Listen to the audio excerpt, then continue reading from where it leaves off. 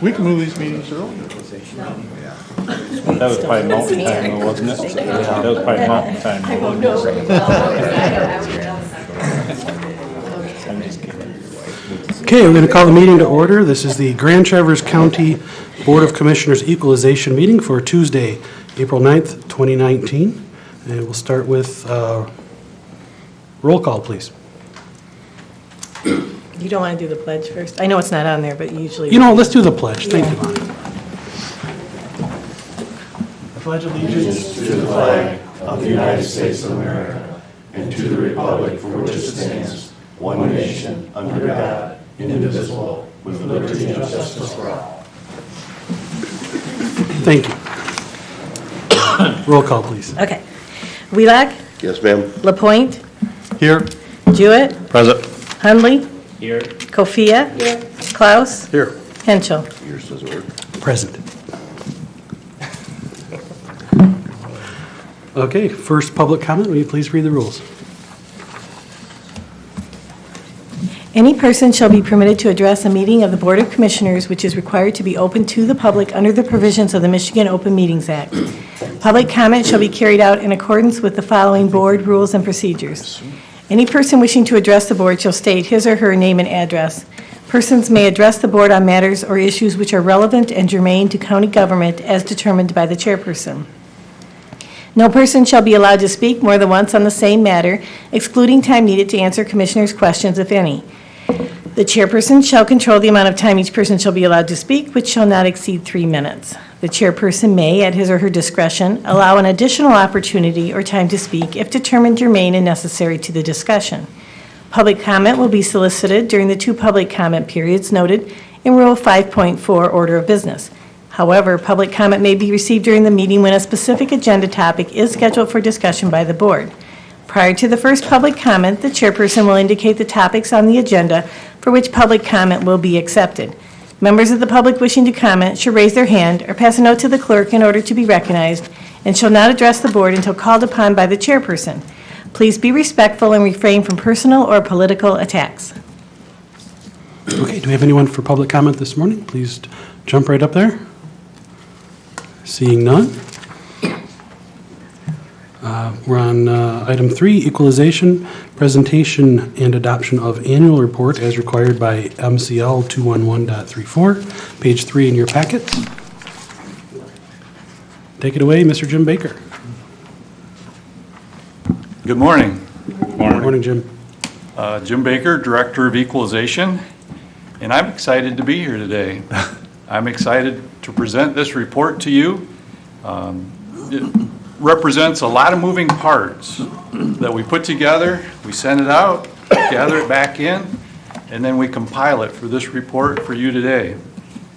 It's a 1-year process, and when it's complete, it means spring is near. So even though the property tax system has gotten more complicated over the years, there is still the basic fundamental of assessing it uniformly at 50% of true cash value. And that is in our state constitution. And that's why we're here today. We're equalizing at 50% of true cash value.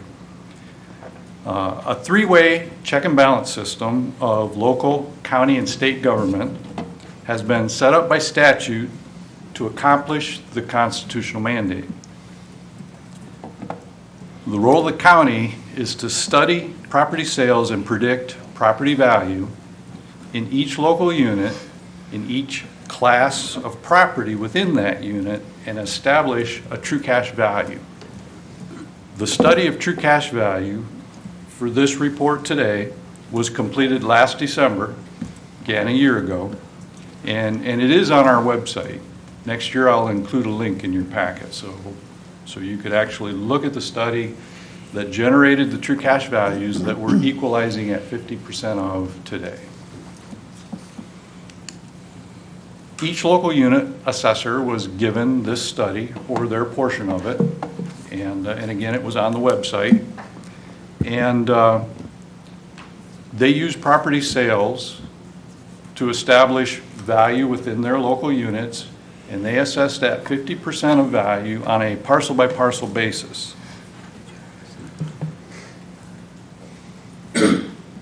The report that's in front of you today is the official report that indicates all local units and all classes of property are assessed at 50% of true cash value as determined by the county studies. So in May, the state will equalize, and as of today, there are no indications of a state factor for Grand Traverse County.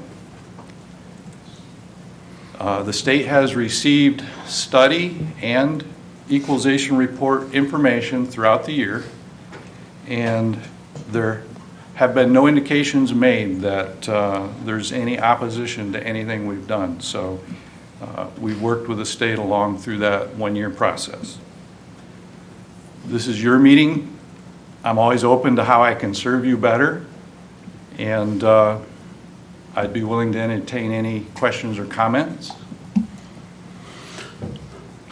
Jim, are all of our units at a 1.0 factor? Yes, that is in our report toward the end, the itemized I just didn't get that far down the line. 1 year, Commissioner- one factor of 1. Commissioner LaPointe. Looking at the real property, went up 5.29%. How's that, off the top of your head, how's that compare to last couple of years? The value is a little bit higher this year, and when you look at our 10-year history, I believe it's on your page 12, you can see the 10-year history of both the assessed and taxable. Is that correct? It's my page 8, Yep. I believe it's your page 12. So So we are increasing in assessed and taxable value. So it's kind of flat in 11 through 14, and it's been kind of going up at an even pace since then. Now, is that- 2009 was the highest taxable value before the economic downturn. So you'll see that it turned down through 12 and then back up. I guess the big question is, if it goes up 5.29%, that means there's a increase. What does that equate to about $1 million increase that we should get in terms of our revenue for property taxes? Well, there is one other factor to put into play, and that's the Headley millage reduction fraction. I have some preliminary calculations that say we will roll back similar to what we did last year. But overall, I believe that the percent gained this year will be very similar to the percent gained last year. In terms of dollars, I would defer to Dean on what that equates to. What's your best guess, I guess? Well, as Jim indicated, the increase this year, based on the report that you have in front of you, is slightly higher than the increase in taxable value last year. I've done some rough calculations. I don't know, the Headley, the rollback is a .99. It's not a large rollback that that hasn't been completed yet, but. I believe it's 9965, somewhere in that area, but To be honest, I haven't done the calculation. I do know that what we budgeted for 2019 was very conservative compared to what we're going to see here based on this report. So let me get back with you on that. I have not done the calculation. Yeah, just a rough cut would be interesting. It's, the tax revenue is increasing based on, our steady, the last couple of years have been really good years, and the rollbacks, take it back a little bit, but not significantly. The one thing you do have to keep in mind, we don't receive our millage on all of that taxable value because of the abatements, the DDAs, the brownfields, the captures. So it's not as straightforward. You take that,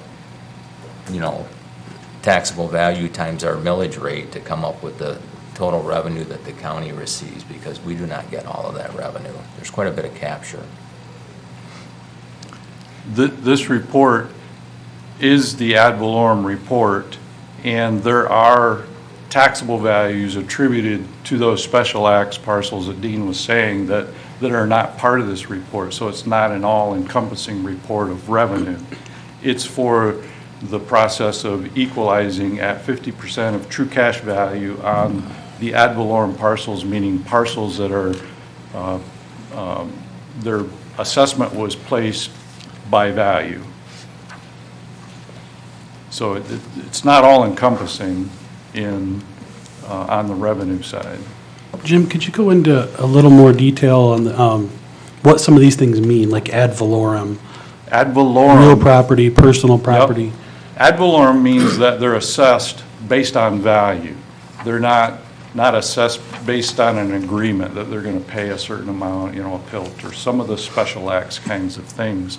So this report only reflects the assessments that are based on value, and it is the major share of the value out there, but there is a little value beyond this report that you would collect taxes on also. Could you give an example of an ad valorem versus a real property? Well, the real property is a property that is land and everything affixed to it. Personal property is property that's within the building that people own and do business with. And they're both ad valorem. We both assess them in an ad valorem way. The personal property is typically self-reported and then audited, but based on what the value is, we come up with a true cash value, take half of it, that's their assessment. And the real property is the same way, based on comparable sold sales. We will predict what the true cash value of a property is, take half of it, that's its assessed value. So that's the ad valorem aspect of both real and personal property. Okay, so a few years back, the state changed its personal property tax setup so that if you have less than, I think it's $50,000, there's no tax for a small business, right? It's 80,000. 80,000. True cash after depreciation. Do these numbers on, I'm looking at, I think, page 10, the personal property, are those numbers include companies that have less than that threshold? Or is this numbers only those that are paying, Only that are assessed. Okay. And will pay taxes, yes. So that excludes anything that, any exemption that was granted because of the small taxpayer exemption. And it actually excludes the industrial property that we are losing to the ESA program. Now both of those values, the loss is calculated by equalization a little bit later in the year. And the state has some formula that is relatively new and a little bit hard to get your hands wrapped around, but they're actually kicking back some revenue for the loss of the small taxpayer in the ESA. That's correct. That's about $200,000 a year for us currently, but it's impossible to calculate what that amount is. right? Jim, for the sake of breaking down acronyms, can you just say what the ESA program is? That is the Essential Services Assessment Okay. that when the state took over the industrial property and set up a whole different taxation system at the state level, they then said that they would make all the local units whole for essential services.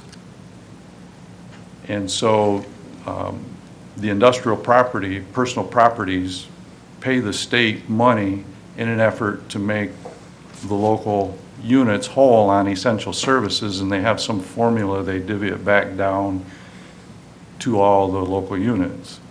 For budgeting purposes, we've tried to get a handle on how much we're going to get every year, and it's been a little bit up and down, and it's been a little bit hard to predict because of how convoluted it seems it is at the state. As an assessing organization, we tried to figure out a different way to do that process, and I think we could have done a little better than what ended up, but that's what we have to work with. And that's a result of a legislative action? Yes. You got a bad mic? I do, but now I've got Oh. a good mic. It's my first time talking into it, so. Gonna take things down a little bit. Yeah. Just to really understand equalizing at a, base level. So if my neighbor buys a house for $100,000, and so then in that first year, I guess, that it would be, the assessed value is $50,000, because it's half of the property value. And stop me when I go astray. Well, I can I'm already clarify astray. that a little bit. Okay, We are prohibited from chasing the exact sale price for each parcel okay. and using half of that sale price. That is we're prohibited from doing that. But what we do is we use a group of sales Okay. of similarly situated and with similar economic forces, and we use that group of sales to predict what the level will be for that whole group of properties. Okay. And then the following year, it's been a really good year, and houses in the community are selling for 10% more than they were. So my neighbor's house, who was assessed at $50,000 roughly, is now going to be, the assessed value is up to $55,000. Yeah, $55,000, because it's gone up by 10%, but still half of that. So the equalizing then is the process of finding that average and being able to pull it down. So in or that up? case, let's just say the whole residential class of a township was determined that it went up 10% based on last year's assessment. Then yes, we would give that information to the assessor. We made that determination as a whole on the whole class, because the sales we're working with, we make sure the subset represents the same characteristics as the whole class. So that subset of sales, we always make sure that all the influences of the whole residential class are represented.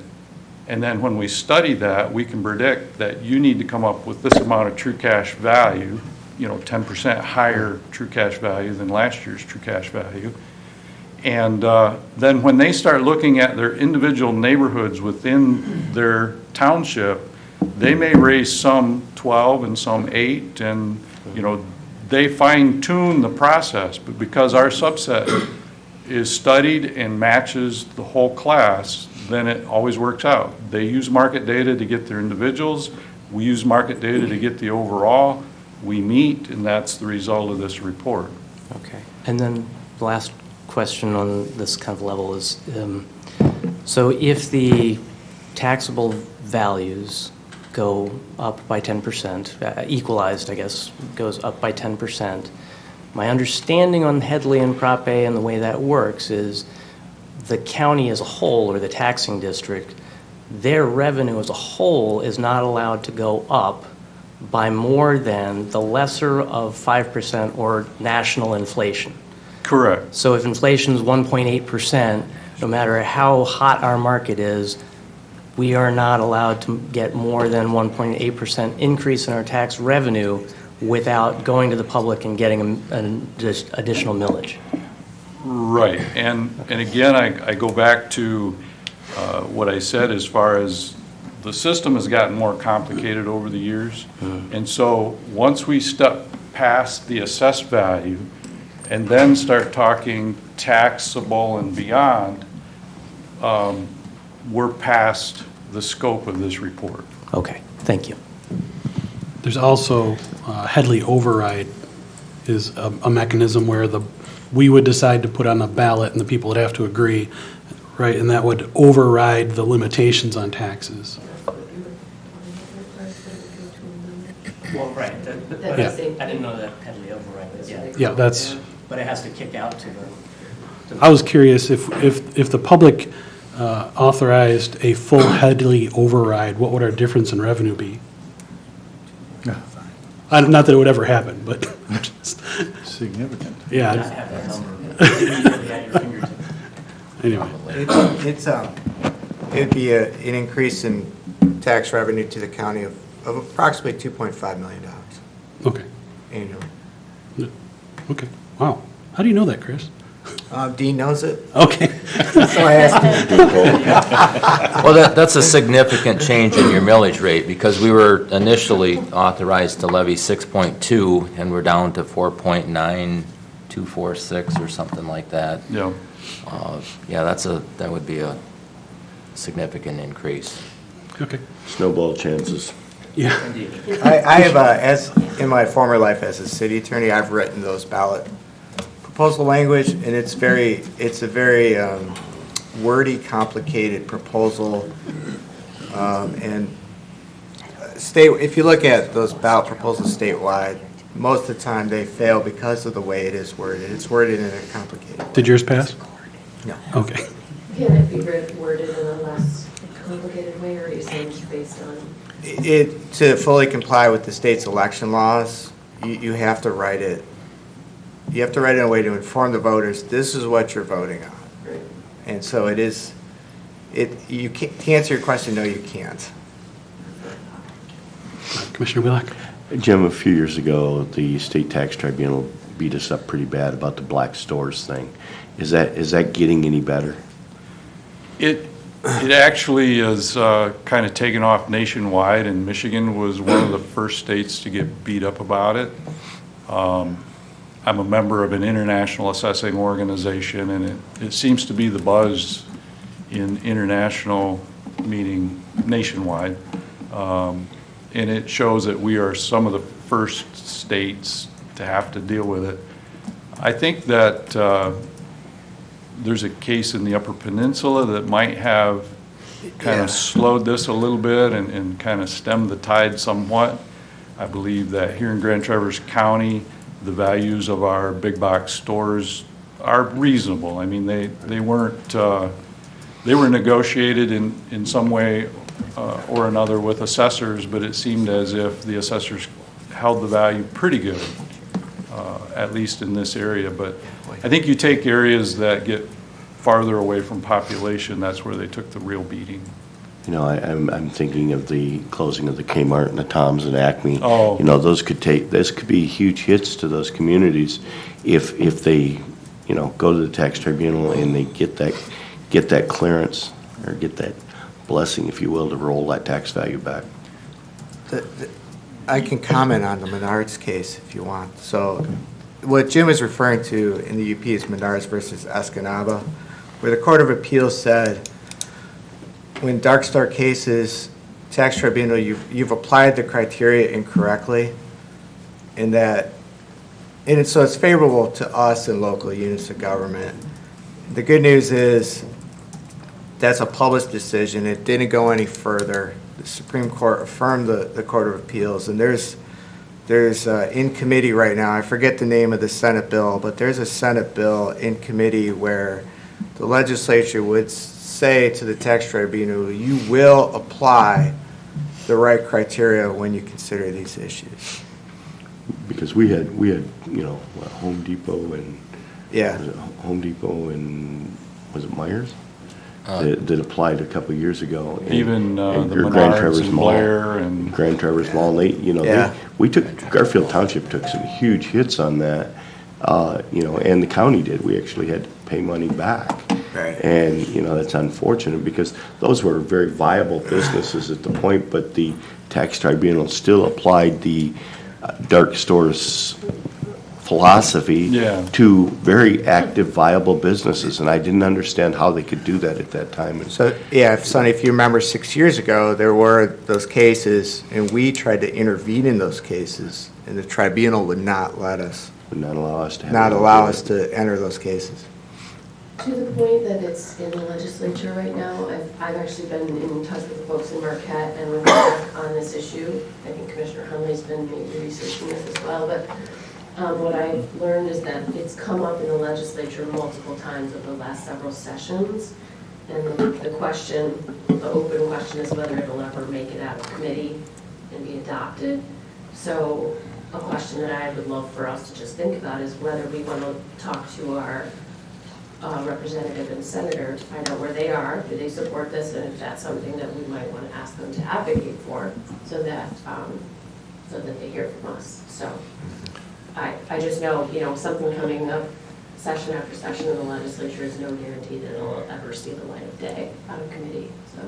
Do you know if this one has more traction than past sessions? I don't know. I do know the tax attorney who helped draft the proposed legislation. I could certainly reach out to her. Would you please let me know? I will. Not a problem. Commissioner I LeBlanc? got a question. Chris, you mentioned that on the tax tribunal, that the county could not be a party to the, or participate in that? Correct. Well, and I understand why the townships don't pursue it. I mean, if a millage that is potential losses, let's say in Acme, for example, is around 25 mils, the township gets 0.8 mils, so they're not going to spend the money fighting it, and they don't, because there's the other parties who actually get losing more can't participate. Why? You would think you would have standing since you're a recipient of the monies. Yeah, so the tribunal said because our interests are the same as the local unit. So we tried to intervene in 6 different city cases, and we actually met to talk about trying to intervene in more cases involving the townships.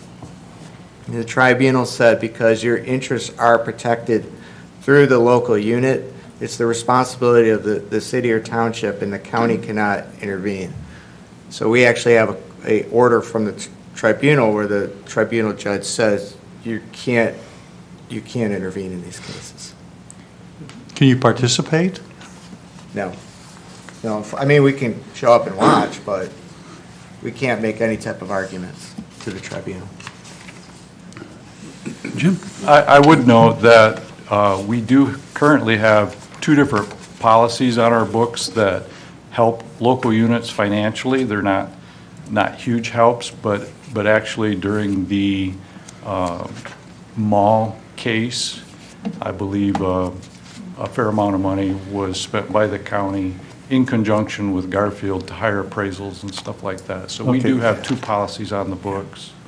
So you can support it? Yes. Okay, that's, We just have no standing before the tribunal. right, but you can support it in terms of funding, help fund some of the costs. We can't usurp their obligation and duties and tell them Right. to stand aside. Kind of a different subject. I'm looking at that graph again on page 10, the real property and the county equalized percent change. And looking at we have 13 townships and the city of Traverse City. I see a lot of increases as far as percentages. Are those typically kind of random, or is there any trends that tend to go along with the increase in property value? You know, in our world, 2 + 2 equals a range of 3 to 5. You Okay. say 3, I say 5, we're both right. We may try to discuss how to get closer to 4, but, those are actually fairly tight ranges in assessing world, so. I guess the question in my mind, just looking at the big picture of what we do as a government is, do these numbers, this increased value, property value, does it coincide with economic development activities? Yes, I Because mean, it definitely corresponds. It seems like the city of Traverse City, we have TIF districts and all kinds of structured programs, and they had an 8.4% increase, while the county as a whole had an 8.3%.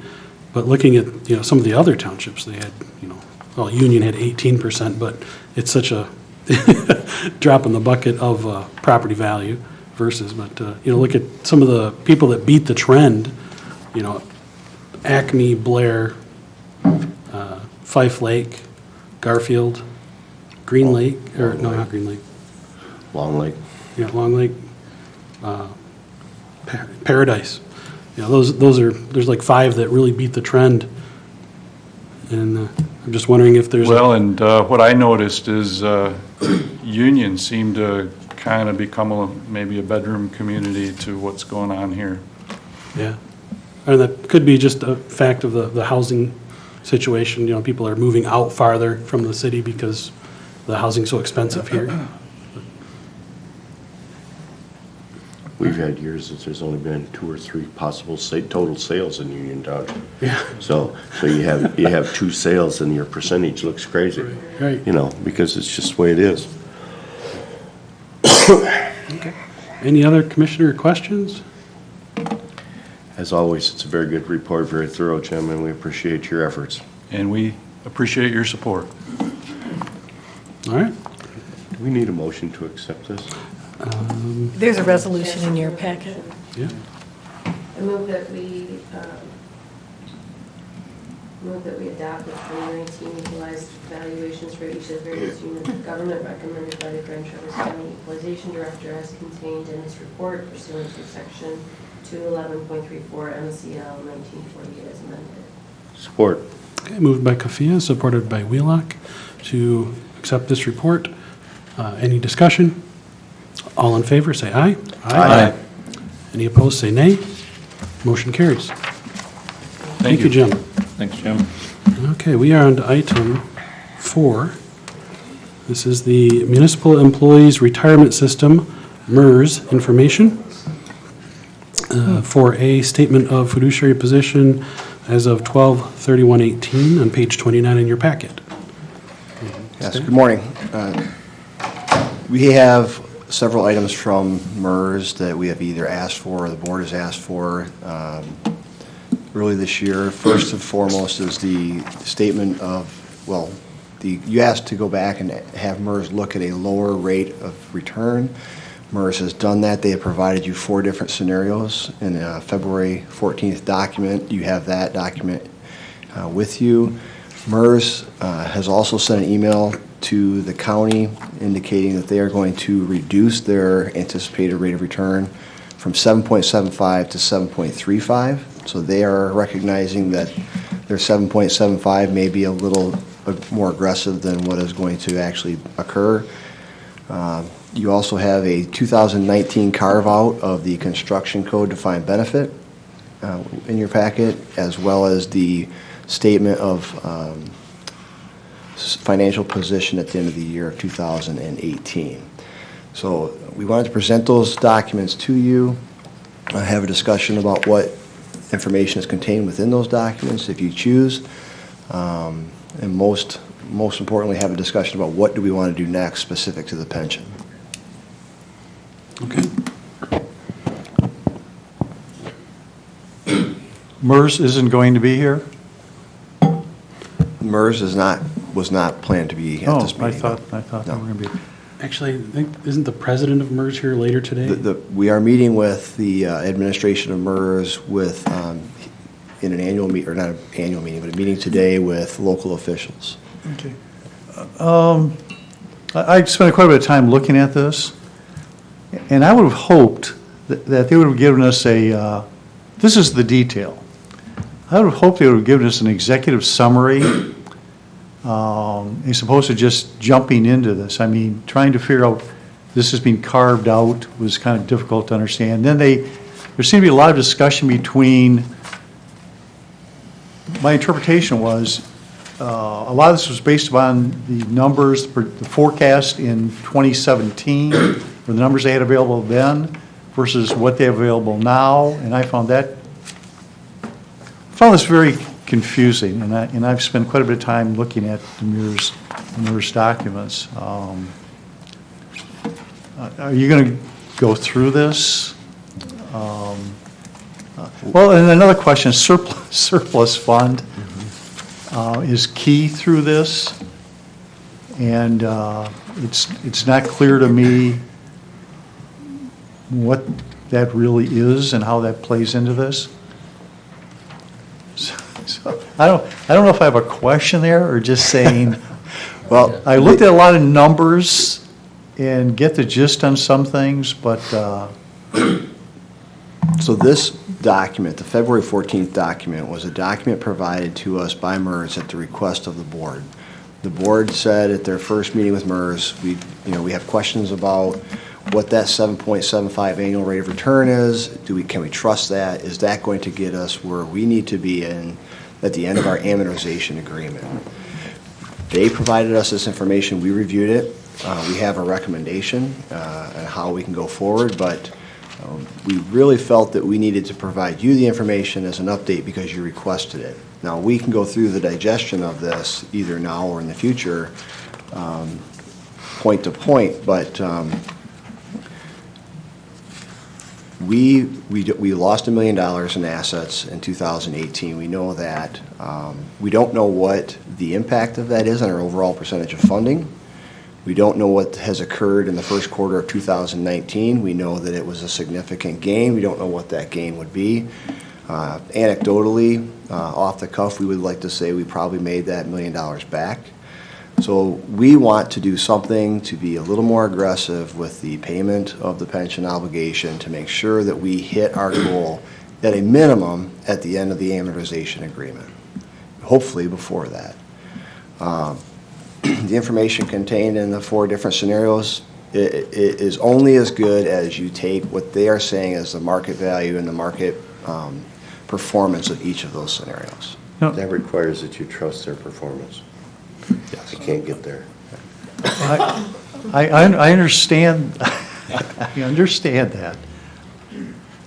But I'll just be, I was a little disappointed in the way this was laid out. For example, they show the detail, but they end it in 2029 in the tables, but then the graph charts go on beyond that, so I had to go through and say, okay, well, here's 2033, and I was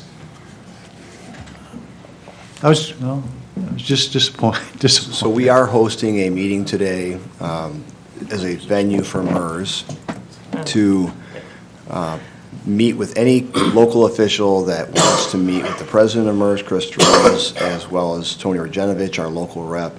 We're hosting that today, and I will be having that conversation with Just them. as one quick follow-up, the surplus fund, which plays in this, Yeah, let maybe me- everybody else here understands what that is. If Can you Nate doesn't mind, I'll take, and this is my professional opinion.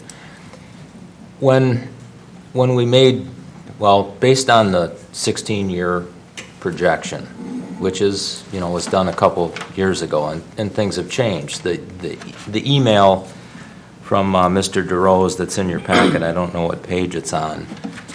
We thought you should know that based on their 5-year experience studies, as Nate said, they're going to lower that rate of return assumption, which means that they're not expecting to earn as much on our assets that we have with them, which means that you'll have to pay more. I mean, you'll have to put more money in to fund the benefit that's been promised to our retirees. The surplus funds, when you look at, and you wouldn't have that in front of you, but in some of the scenarios, based on extending the amortization out to 16 years with a $5.9 million payment, the required contribution in the early years is less than that $5.9 million payment. So we're putting in surplus dollars, which are accounted for in our plan in a separate division. And those surplus, that was done for a reason. We were trying to spread this out for a little bit longer period of time, so we had a sustainable payment in our operating budget. That's why it was fixed at 5.9. You move forward to where we are today, 2 years later, we had a loss in 2018. They didn't earn 7.75%, they lost 3.5%. But to answer your question, in the early years, the early years of that 16-year plan, the $5.9 million was more than the actuarially determined contribution. So we had surplus funds. We were paying ahead. Excuse me, how can they say that's excess? Well, When you're running at a, this is all based on actuarial requirements. When they have an assumed rate of return, they expect that the assets that we have in the plan will earn that 7.75%, and that helps you fund the benefit. We don't get to full funding overnight. It takes years to go from, you were at 43, 44% in 16, you're building up, you're accumulating funds, you're paying out 7.5 to 7.7 million a year. Just like the equalization report and taxable, this is a moving target. MERS can't give us an absolute here. I would love to have an absolute. Give me a plan that absolutely will get us to full funding. You're never going to get that from MERS because they don't control all of the things that drive the assumption, how long people live. But that's their business to have actuarials. And every year they do No, an actuarial report, Dean, but I realize that they can't give us an absolute number, but, insurance companies and all that, they base a lot of things based on actuarials and things change. My question was on the surplus fund, is that, when we make a contribution of $5.9 million, we're saying, and we have, 13, 14 funds, we're saying specifically the 5.9 million, so much goes into this fund, so much goes in this fund, so much goes in this fund. Is the surplus fund just a, bad choice of words, slush? A fund that is not denoted to any specific group of people, it's just an investment? well, there's a difference between the funds that they invest our money in and the individual contracts or groups that have benefits. When you look at our, and you'll see that in the carve-out for construction code, they create groups for our different employee classes, which are associated with our labor contracts. So that $5.9 million payment that we made in January, so much of that would go to Teamsters General, so much of that would go to Teamsters Command to fund their actuarially required payment. When you put those amounts in all those different funds or buckets, there was an amount over and above which went into the surplus Okay, division. that's a made-up fund. Correct. That can be spread any place we want it in the future. And if you look at that statement of fiduciary net position, you'll see at the bottom, the surplus funds division. I don't have that in front of me. Right. It should be at the very bottom.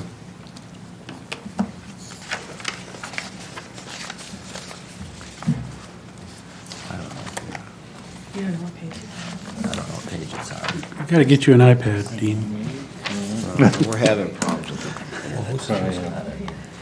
Which page are all the scenarios down here? It should be the first item in this section. The statement of fiduciary net position. Yep.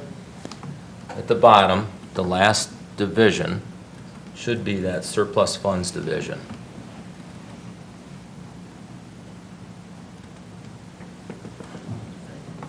Yeah, S1, 28030S1, Correct. $2 million. Yes, and and keep in mind, that's at the end of 2018, so when you made your $5.9 million payment, there's an additional amount Okay. that goes into that. Okay, that was never spelled up. It's prominent throughout these charts, and I couldn't And- look at this and figure out. And when you look at the different scenarios, you'll see that accumulation and use of the surplus changes. When that discount rate or the rate of return goes from 7 3/4 down to 6.75 or 5.75, you use those surplus funds up quicker over the course of time.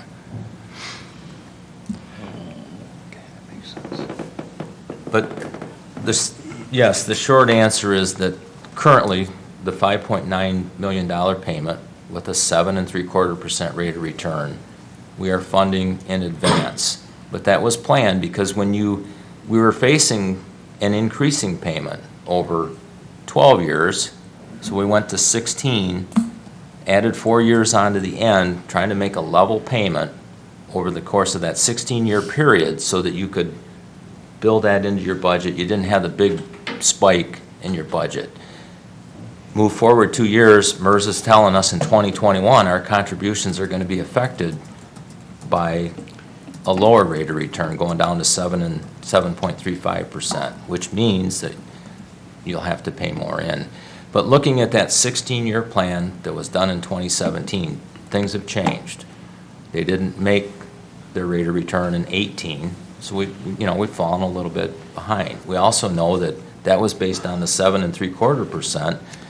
It should be tweaked because we know that they're going to go down. And maybe, the markets do better than that, which would be great, but I think we want to be conservative here in how we move forward.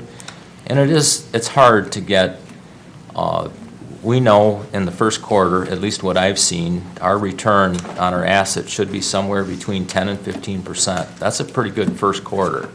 Does that continue for the balance of the year? Probably not.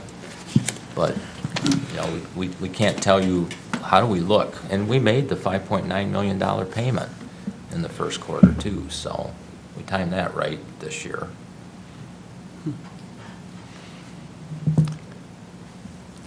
Any other questions?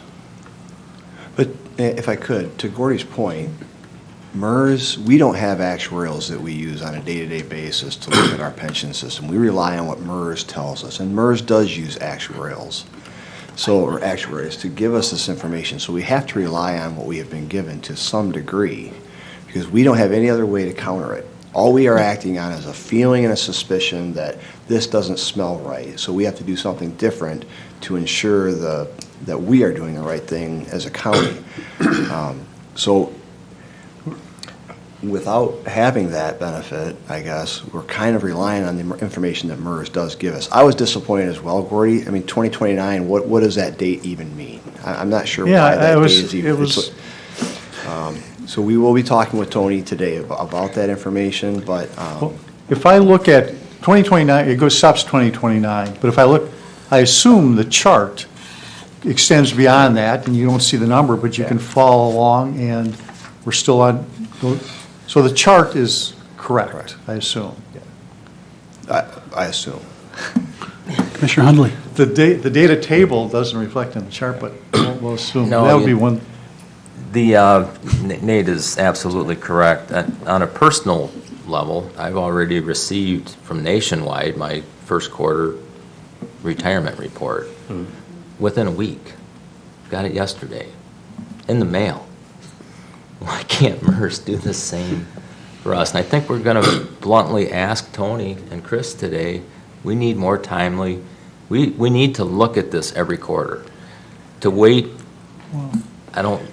to wait until we get an actuarial valuation as of 12/31/18 and not to have that report until May or June of the subsequent year, that doesn't help us stay on track here with funding this pension benefit.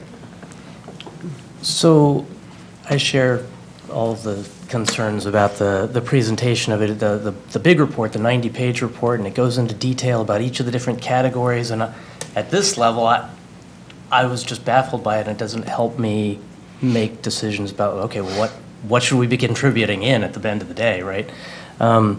This page 47 of the packet is, I think that might have been based on my request. I don't know, but it's the, just forecast out, not discounting or whatever, but just using whatever their estimates of how many people are retired and how many people are still alive and collecting. What are the payments out that we'll be making year by year? Because we're trying to get to 100% funded, but they also have a disclaimer in there that 100% funded is just a number. It doesn't really mean anything because we might still have to pay in, we might not, right? It's just, it's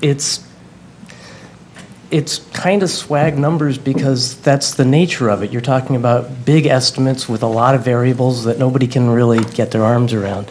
But this one, the how much we would actually be paying out between now and 2046, still probably doesn't go to the end of somebody's lifetime because we're still in the last year paying $5.6 million. But if we didn't have any money socked away, that would be what we would be paying every year to the pension. Correct. And we got $46 million socked away and hoping that that's going to also earn some money along the way so that we aren't going to have to pay, up to almost $9 million in some year out there. And we're trying to keep it to, $6 million and we'll be able to handle it. And so I think that the other piece being we can't control the reserve, or the investment return, and we can't control this either, and it might change. But the investment return is sort of what it is. But because we're, the Headley and all of that, we can't, if we have a bad year, if the stock market has a bad year, the next year might be really good and average out and everything will be all great. But if we have a bad year property tax-wise and we have to cut back, the next year we don't have that flexibility because we can just inch back up again, and it takes us 5 years to get, to reclaim where we were.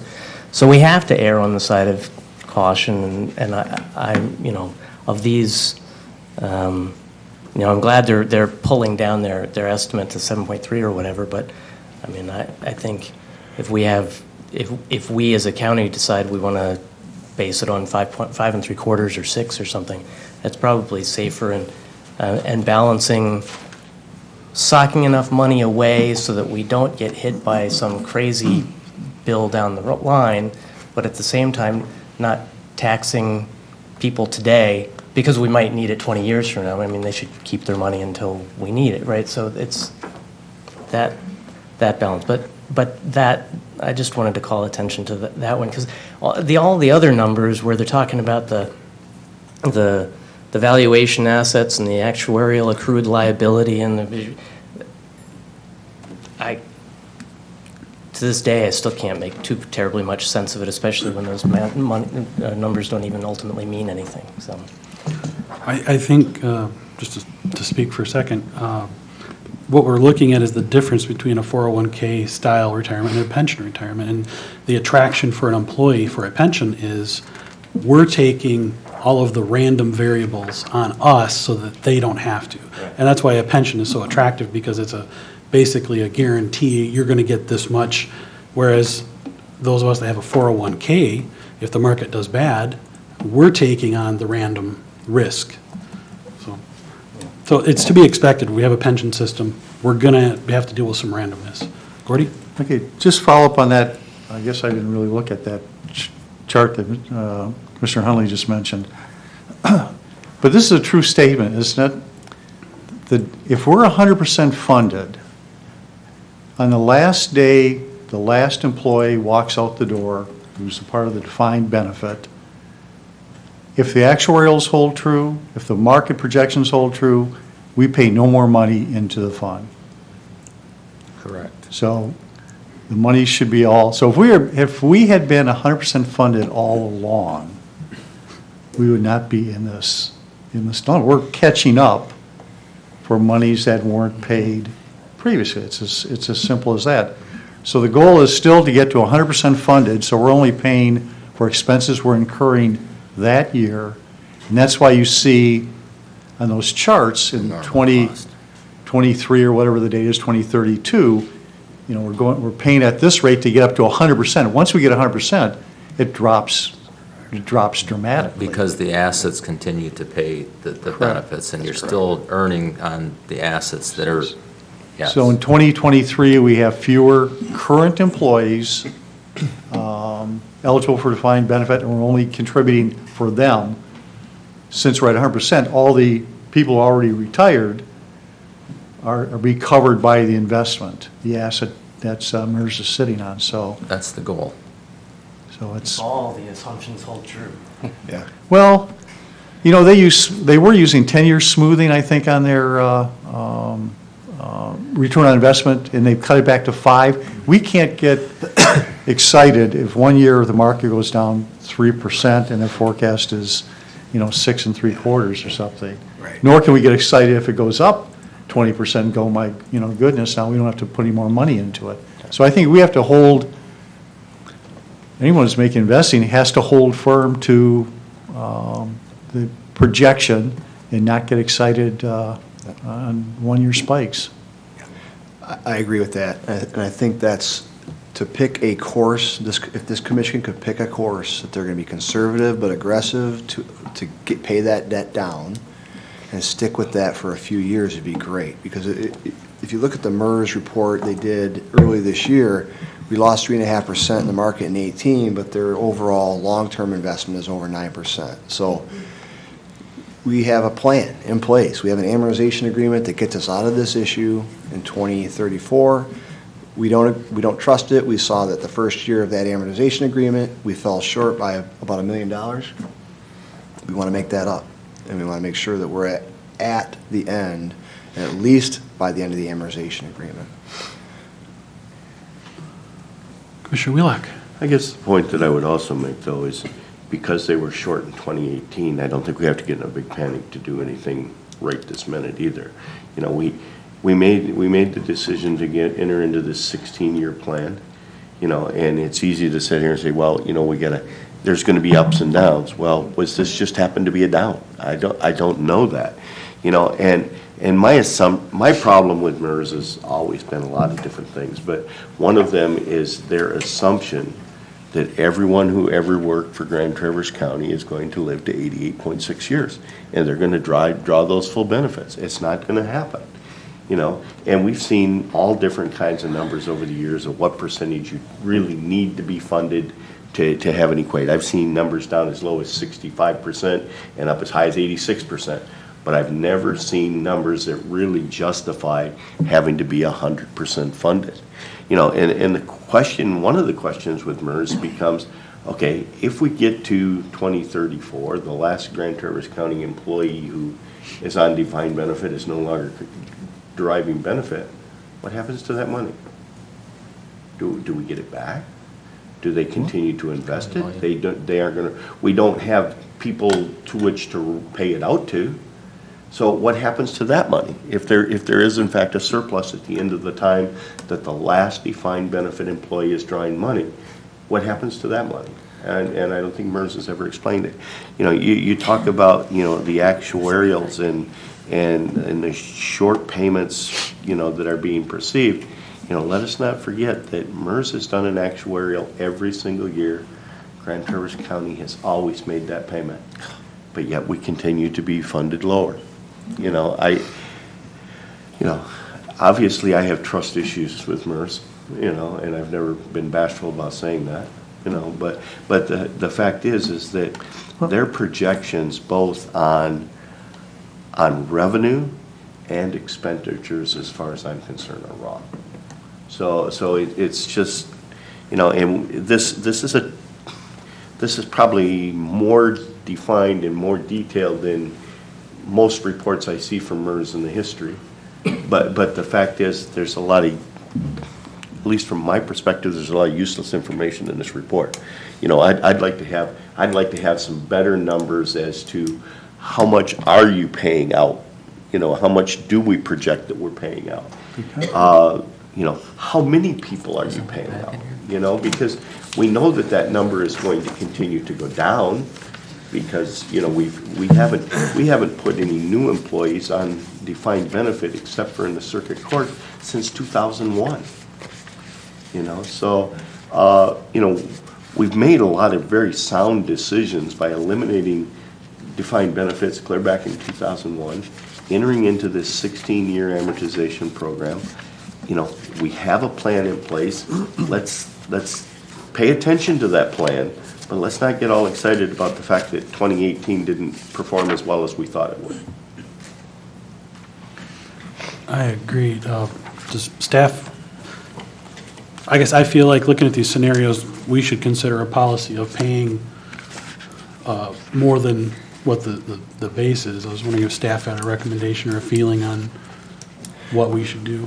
We do. I mean, so there's two ways to go. You can either trust the amortization agreement, we have a plan in place, we could just sit back and enjoy the ride, or we could actually do what we can do responsibly to manage what we can. And I think it's important that we've already made the $5.9 million payment to MERS in 2019. We have identified another $1.5 million that we could, that is not general fund money, that we could apply towards the pension obligation for MERS. We would like to do that this year. At some point, we would like to maybe make the first payment once the summer taxes are collected to ensure that we have adequate cash on hand. We also think that much akin to scenario 2 in the MERS CARV, we think that we can make a $6.5 million annual payment. I guess if we were going to pay additional funds, I'd like to talk about not making that payment until at least the third quarter or something, just to make sure that we are secure through our budget. You know, I think we are fortunate in that we have a very vibrant growth in our community, and that's going to give us the opportunity to have additional money. I don't know that I'd want to commit to making ongoing for the next 10 years, 16 years of 6.5, but I think we can identify money in the 2019. As we move into 2019, I believe we can make additional money available that we could pay down that debt with, whether we pay it to the defined benefit program or whether we apply it to the OPEB. You know, we have that other piece that's a factor that we could enter into. We also have to remember along the way, you know, previous boards made a commitment that proceeds from the sale of property would be paid to the MERS debt. You know, we have two sizable property sales on the Blaine's property and the CNH property out at Rennie School Road. Those properties are now under development and will start coming back on the tax roll soon.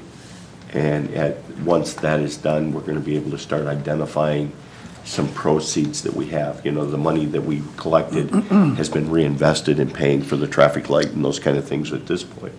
But we are going to be able to identify some proceeds from those, which, due to previous board commitment, will be paid back to the MERS debt. And I believe that is in compliance with the decision that was made by this board, and I believe the Land Bank Authority had, you know, also supported that decision in the past.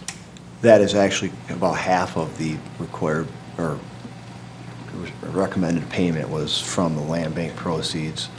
Remember, I don't think we should renegotiate the contract or the agreement with MERS. I think we should keep that amortization agreement intact. In the event that we do have a bad year and we can't make the additional payment, I just think that the board should set a policy that we're going to be more aggressive than the $5.9 million payment and direct staff to identify funds to make payments above and beyond the 5.9. Where does the rest of the 1.5 million that you're recommending for this year come from? The construction code carve-out that MERS provided us shows that there's about $800,000 in construction code defined benefit that we could come to 100% funding with. There is funding in their fund balance through construction code. We have talked to Mr. Ramay about that, and he is comfortable with making that payment. And there is at least one other department that we can do that with, and that would be the Commission on Aging. We could bring them to 100% funded as well, and that, again, will change our valuation or our assets. I guess the reason I'm doing that is they have fund balances, excess fund balances, that's drawing 2.5% interest, whereas if we put it into their fund, the hopes is, the anticipation is, that's going to be drawing at the 5.75 or 6.75. So I've asked Dean I'd like to see the fund balances of all of the different funds to see if there's more opportunities to do that. I personally would have preferred to go to 5.75, be very aggressive in addressing this issue. It's something I feel is the biggest thing facing us. It's just the fact that we weren't covering our expenses in previous years, and now we're playing catch-up. And I'd rather keep, when we're doing the budget going forward, if we know we're going to have to pay $7 million into MERS, we'll be more frugal in our budget going forward. So I'd like to keep the pressure on the county and address this. And the sooner the better. And my opinion would be, when I looked at this, I think I sent an email out and said, I'm for scenario 4. Whatever it is, I think we need to keep in front of us, this is a big commitment, and we can't let our foot off the pedal on this. I'm not opposed to looking at that further, Mr. LaPointe, but I think that we can always change it. There's always the ability of the board to say, hey, we have identified funding, pay whatever the payment would be at 5.75. I likened it earlier with Commissioner Jewett. We don't want to be house poor, right? We want to make sure that we're doing things appropriately and still able to fund the ranch throughout the year.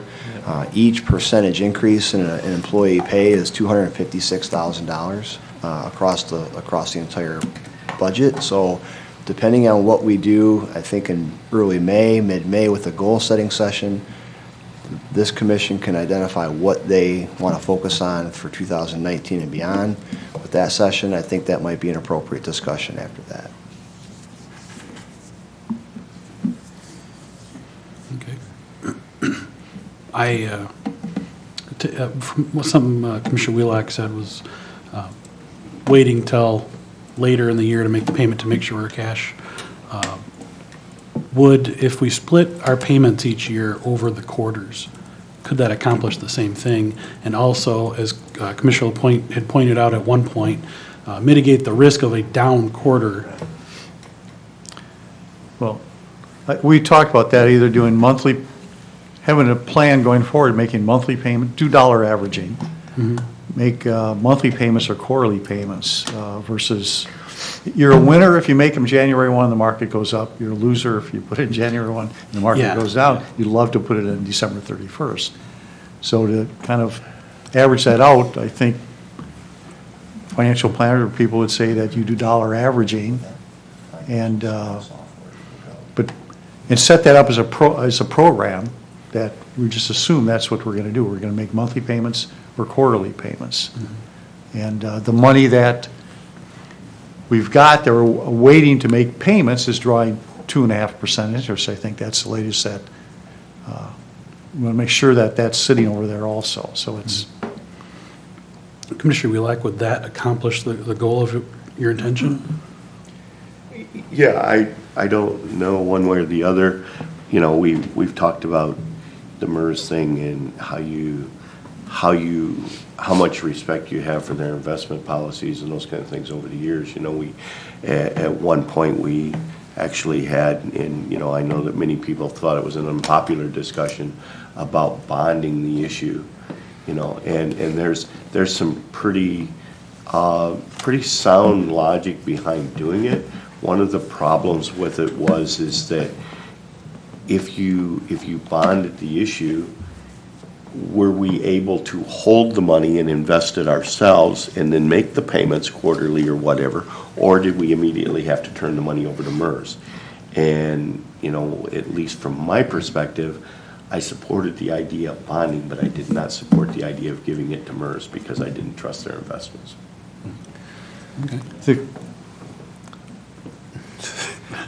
Commissioner LaPointe. The problem with that was, on the bonding side, was that if you bond, if we hang on to the money, we're very limited in our investment ability. So we'd be bonding at 3% and we'd be investing at 2.5%, so. I believe if you ask the county treasurer and the finance director, they'll tell you that's not necessarily the case. Dean? A couple of things. The one question about if at the end of our defined benefit payments, when the last retiree and their beneficiary has received their final payment, any funds that are left in that trust come back to the county. There's no retiree, no beneficiary. They've been paid off. Those are county assets. But until then, they're funds of the retiree and their ultimate beneficiary. Commissioner Klaus asked that question, I think about a year ago, brought that up, but that's the answer on that. Well, that's years down the road for us. So, one of the reasons that we went to the annual payment early in the year was because we were faced with the change in state law that had us the requirement to be 40% funded on your OPEB benefit and 60% on your pension. So we were looking at that to demonstrate to the state that we were doing everything we could to hit those targets. We were paying prior to that our obligation on a monthly basis to MERS. I really wouldn't recommend that we go back to monthly. Quarterly would be my preference, but those are things that we can discuss at some point as well. So in regards to the bonding, I made a strong pitch for that back in 2013, as Commissioner Wheelock will remember. And one of the reasons for that, primarily though, was to have the level payment so that you knew what you had to budget for. As Nate indicated, we have a county government to run here, so when you increase your payments to MERS, it has to come from somewhere. It's coming out of your operating budget. So Can we, well, over time, I believe we have to increase our payment. The 5.9 doesn't get us there, so. Okay. Mr. Bott and I did sit through a demonstration of some software, and I can't remember, GovInvest, I think was the name of the software. That vendor alone may not be the desired vendor, but the software itself allowed us to plug in many different variables that would give us up-to-date information about our pension. It included the ability to include wage increases, change in benefits, and it showed at that moment what the impact was going to be on our pension. It was very interesting software, and for nothing more than labor negotiations, and we could sit down and plug in the different variables during those discussions and know up front what a change in benefits and what a change in wages would look like. I think we should seriously look at that software. We are probably bringing that vendor back to make a presentation to the board. It is a costly software, and right now they're not able to work in Michigan because they don't have the base yet, but they're working on it. So we are hoping to have that type of up-to-date information to make the kind of decisions that you want us to make on a day-to-day or even quarter-to-quarter basis. Just to follow up, bonding's off the table, as far as I'm concerned. But the plan was, back when it was being discussed, the thought was you would bond and take all the proceeds from the bond and give it directly to MERS. That was the plan. Correct. There was never a plan to make some other investments, or, because are you limited on the other investments you can make with that? The county can make. We can't go out and buy equities, or can we? I don't know what the answer to that is. There was some discussion with the bond council that we would set those funds in our own trust that would be managed, but I believe we would be subject to the Public Act. We would be. So those would be, yeah, your rate of return would be 2.5%. Maybe less than the bond. Right. Mr. Forsythe, did you want to address that? Yeah, so when we, 2 years ago, working with the administration, we looked at setting up an irrevocable trust, and we did retain outside counsel on that. Outside counsel said whatever trust you set up, whether it's irrevocable, revocable, whether you bond and set money aside, you would have to fully comply with Public Act 20. Public Act 20 says when it comes to government funds, you can only invest those in very conservative things like money markets, CDs, et cetera, not equities. So if we were to do that, yes, you're right. You're limited to around 2%, maybe 2.5% at the top end. Just for clarity, we are not recommending any discussion about bonding. We've not had that discussion internally, and we're not recommending that at all. And I think now that we have stabilized the payment at 5.9, then we probably wouldn't have that discussion. Right. But the fact was, at the time we were having the bond discussion, the projected payments were getting up in the $9.7 million range, and we weren't sure how we would ever make that. And that's why the renegotiation with changing the amortization from 12 years to 16 and giving us a stable payment of 5.9. And I'm personally, I'm completely happy with leaving the established payment at 5.9. And if we can identify additional funding that we can pay on that, make that payment available. I have no problem with that, but I don't necessarily want to renegotiate that 5.9 number. Yeah. In our amortization agreement, that 5.9 can go up, and would as soon as the annual contribution by the employer went up as designated by MERS. Commissioner Klaus. Nate, that software that you referred to, that would help in union negotiations possibly, and could that also work in the other direction against us? I mean, that's not a piece of software that's just going to stick with the people that are at this table. It's going to be, if it's county-owned, it can be used on the other side of negotiations. It can say clearly here, if you you can afford this.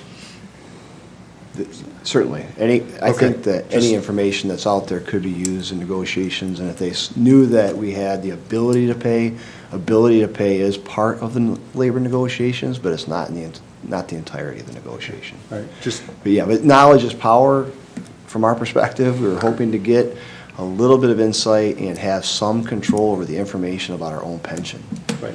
and the assets we have in the pension fund. And it's just frustrating to have to wait for a quarterly, now 2 months. months afterward, that we have no information about where our assets lie. And we also have talked about having some type of a financial dashboard for the county. That web type of software would help us provide the public that information very routinely, if not daily. But yeah, Mr. Call, you're absolutely correct, that the units could grab onto that and say you have the ability to pay. Right. And to Commissioner Klaus's point, I would be right there and respond, but we have a $40 million pension obligation, and we have a $2 million OPEB obligation. So yes, ability to pay should take that into consideration. Okay. Thank you. The costly software, what's the scale of costly? Is it like 5,000? Is it 50,000? Or It was, again, I think it was about $15,000 to start up in a $15,000 annual license.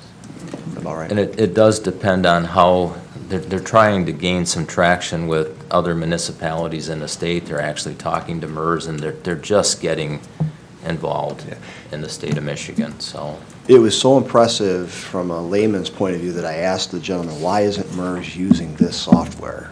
they ought to give us like a 2/3 discount, maybe an 80% discount, so that we can then be the first and we can. The guinea We talked about that as well. We have done that. Guinea pig. We have done that. Commissioner LaPointe. Okay, getting back, just in looking at these scenarios, right now we're paying 5.9 million, that's the plan we're on right now, and that was assuming a 7.75% return on investment. I think that was the thing that was put in place. If we go to 6.75, if we say, nope, that's not a good number, we want to go 6.75, we have to pay 6.5 mil a year, or what's that, $600,000 more? Yes. Correct. And if we go to, we say we really want to get conservative, That's 1 point. we go to 5.75, we have to go to $7 million. So that's an extra $1.1 million for the 5.9. But for the here and now, But, and just to follow up on Sure. that, as I recall, last year, remember when in our last meeting, we talked about our budget versus revenue? We were $2.1 million to the good. So I don't know why we can't feel somewhat confident we can wring 1.1 million more out of this to really get this thing nailed down. that's what I was going to say. But, you know, I certainly would, can support the 6.75, but my personal would be the 5.75. So for the here and now, though, I mean, our recommendation is an additional $1.5 million payment, which brings the total spread out, whether it's monthly or quarter, at the end of the year, that'll be $7.4 million, which is actually more aggressive than scenario 4. So really, for this year, right now, call it scenario 5. It's I like that. because we've identified the funds, we have the means to do it without Okay. impacting the general fund. We're implementing something that's even That's- more That's from the aggressive. carved out? Yes. Is that how you're coming up to the Yeah. carved out dollars? And is that one? But that's a one-off. That's a one. That's a one-off. Now, next year, what we're saying is the default is scenario 2. Really, I mean, the 5.9 amortization agreement is in place. We're not saying change that. What we're saying is we should assume, moving forward down the road, that it's a lower rate of return, and scenario 2 is what we should be, our guide. Nothing wrong with that. Mr. Bott, is that also your recommendation? Scenario 2? Yeah, yes for now, but I do understand, as Nate said, I don't think you want a hard, fast rule here. I mean, I personally would like to see this pension fully funded as soon as possible, but we have a ranch to run, and, you know, scenario paying up to 7 million, maybe we can do that, but I don't think you want to go quite that far and commit completely to that. So yes, scenario 2 is what we've, But what we're recommending. you feel comfortable with 6.5? I do. I feel very comfortable that we can build that Okay. into the budget starting in 2020. And, I mean, what we're proposing now, you've got 2019 potentially covered. Scenario 5, as Mr. Forsythe has suggested, so. Mr. Alger, that's your recommendation? It is. And if I may just comment real briefly, and I know Mr. Lapointe knows this, but we budget based on full staffing across the county. So that amount of return to the county at the end of the year is based on the number of vacancies we have and the way the departments manage their budget. They manage it very well, but we do have vacancies throughout the year, so we can't budget that vacancy necessarily. We can't say we're going to get 3% back on our general fund budget, and we know we're going to get it back, so let's take that 3% and apply it somewhere else. It would be safer to just reduce it by 3% so we can count on that payment to MERS. Okay, I would support that. So Maynard, are you asking for a motion today to authorize the 1.5, or are you going to bring us a description of where that money is going to come from that you've identified and ask for a motion to make that payment? We have that, don't we, in 56? So we have the $800,000-ish carve out for construction code. We have confirmed with Mr. Romani that he's okay with that. We also have the land bank proceeds that we know exist. Dean was going to verify that with Heidi. We do have the land bank proceeds, but as Commissioner Wheelock mentioned, we need to hold some of that back. Heidi was comfortable with $500,000 from the land bank. The proceeds are more than that, but because we're still finishing up the traffic signal and some other commitments, there's at least $750,000, almost $800,000 there, but it's not all available. There would be a small, to get to the 1.5, you'd have to have about $200,000 from your general fund, which we could easily do. And I have a process question.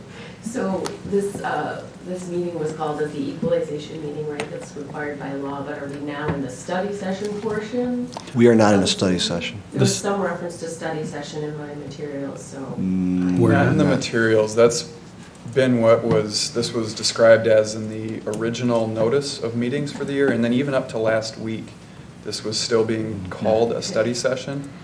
However, when the agenda went out, which is the public notice, Yeah.